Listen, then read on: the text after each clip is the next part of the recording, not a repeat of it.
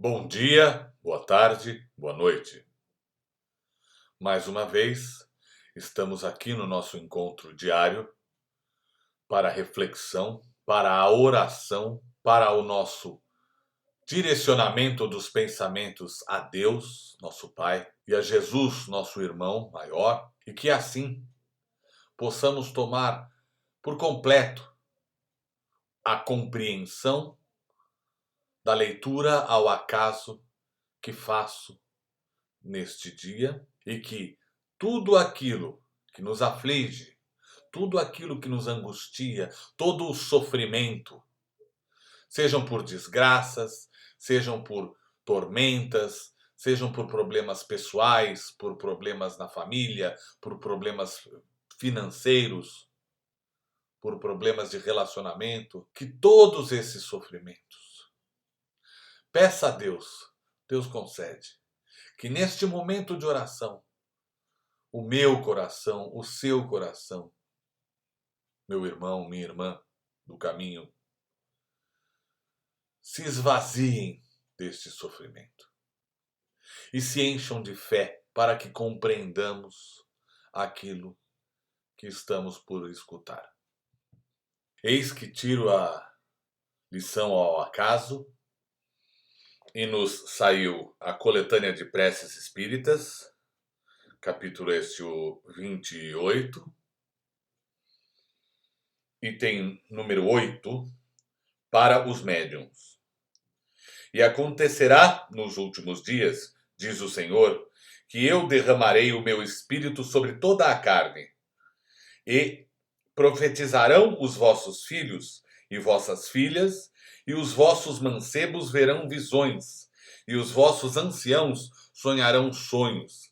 E certamente naqueles dias derramarei do meu espírito sobre os meus servos e sobre minhas servas, e profetizarão. Atos dos Apóstolos, capítulo 2, 17 e 18 são os versículos. Prefácio. Quis o Senhor que a luz se fizesse para todos os homens e que a voz dos Espíritos penetrasse por toda a parte, a fim de que cada um pudesse obter a prova da imortalidade. É com esse objetivo que os Espíritos se manifestam hoje por toda a terra e que a mediunidade, revelando-se entre pessoas de todas as idades e de todas as condições, entre homens e mulheres, crianças e velhos, constitui um sinal de que os tempos chegaram. Para conhecer as coisas do mundo visível e descobrir os segredos da natureza material, Deus concedeu aos homens a vista física, os sentidos corporais e os instrumentos especiais. Como o telescópio, ele mergulha o seu olhar nas profundezas do espaço e, com o microscópio, descobriu o mundo dos infinitamente pequenos. Para penetrar o mundo invisível, deu-lhe a mediunidade. Os médiuns são os intérpretes do ensino dos espíritos, ou melhor, são os instrumentos materiais pelos quais os espíritos se exprimem nas suas comunicações com os homens. Sua missão é sagrada, porque tem por fim abrir-lhes os horizontes da vida eterna.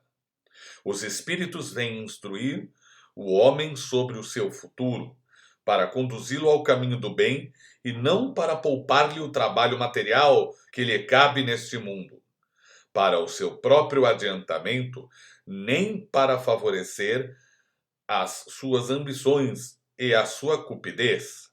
Eis do que uns médiuns devem compenetrar-se bem, para não fazerem mau uso de suas faculdades. Aquele que compreende a gravidade do mandato que se acha investido, cumpre-o religiosamente. Sua consciência o condenaria como por um ato sacrílego, se transformasse em divertimento e distração para si mesmo e para os outros as faculdades que lhe foram dadas com uma finalidade séria, pondo-o em relação com os seres do outro mundo, como intérpretes do ensinamentos dos espíritos, os médiuns devem desempenhar um papel importante na transformação moral que se opera. Os serviços que podem prestar estão na razão da boa orientação que lhe derem as suas faculdades, pois os que seguem o mau caminho são mais prejudiciais do que úteis à causa do espiritismo. Pelas más impressões que produzem, retardam mais de uma conversão. Eis porque terão de prestar contas do uso que tiveram feito das faculdades que lhes foram dadas para o bem dos seus semelhantes. O médium que não quer perder a assistência dos bons espíritos deve trabalhar pela sua própria melhoria. O que deseja que a sua faculdade se engrandeça e desenvolva deve engrandecer-se moralmente, abstendo-se de tudo o que possa desviá-la da sua finalidade providencial. Se os bons espíritos às vezes se servem de instrumentos imperfeitos, é para bem aconselhá-los e procurar levá-los ao bem. Mas, se encontram corações endurecidos e se os seus conselhos não são ouvidos, retiram-se e os maus têm então campo livre. Capítulo 24, números 11 e 12. A experiência demonstra que, entre os que não aproveitam os conselhos dos bons espíritos, as comunicações, após haverem emitido alguns clarões, durante certo tempo, acabam por cair no erro, na verbosidade vazia e no ridículo, sinal incontestável do afastamento dos bons espíritos. Obter a assistência dos bons espíritos, livrar-se dos espíritos levianos e mentirosos, deve ser o objetivo dos esforços de todos os médiuns sérios. Sem isso, a mediunidade é uma faculdade estéril, que pode mesmo reverter em prejuízo daquele que a possui, degenerando em obsessão perigosa.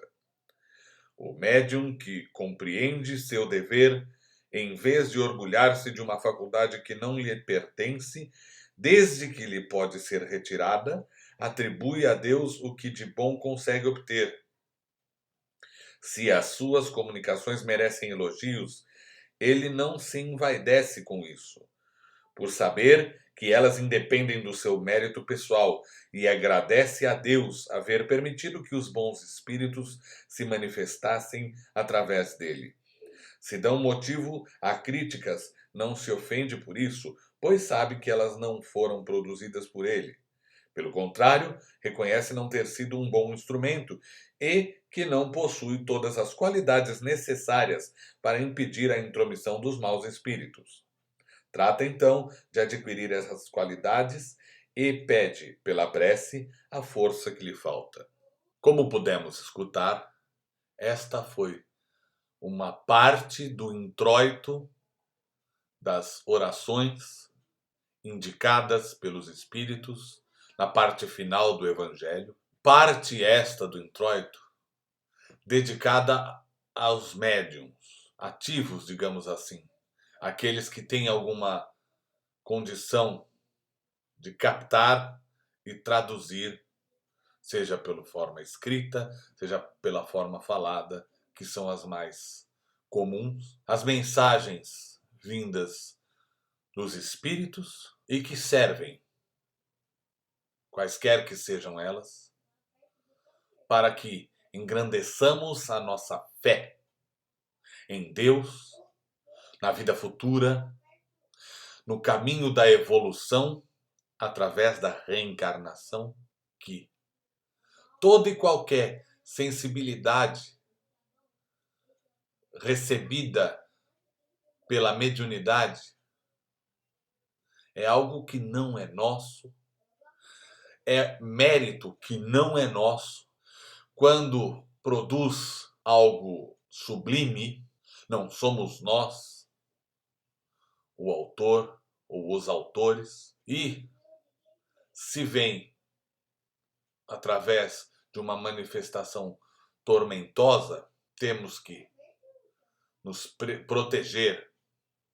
Temos que saber que é por causa das nossas imperfeições morais e que por termos nos ligado e por sermos ligados diuturnamente a essas vibrações mais materiais dos espíritos sofredores, é que sempre será mais fácil a interferência dos espíritos sofredores nas comunicações. Nesse momento, então, elevemos os nossos pensamentos, tenhamos em mente esta prece para quando fizermos, e nesse espírito de humildade e de proatividade e de empatia com os espíritos sofredores e com a amizade e a ligação aos espíritos superiores, aos nossos anjos da guarda, encerramos repetindo as palavras que Jesus nos ensinou. Pai nosso, que estais nos céus, santificado seja o vosso nome. Venha a nós o vosso reino, seja feita a vossa vontade, na terra como no céu. O pão nosso de cada dia nos dai hoje. Perdoai as nossas dívidas, assim como nós perdoamos os nossos devedores. Não nos deixeis, Senhor, cair em tentação, mas livra-nos do mal, porque teu é o reino, o poder e a glória para todo sempre. Que assim seja. Graças a Deus.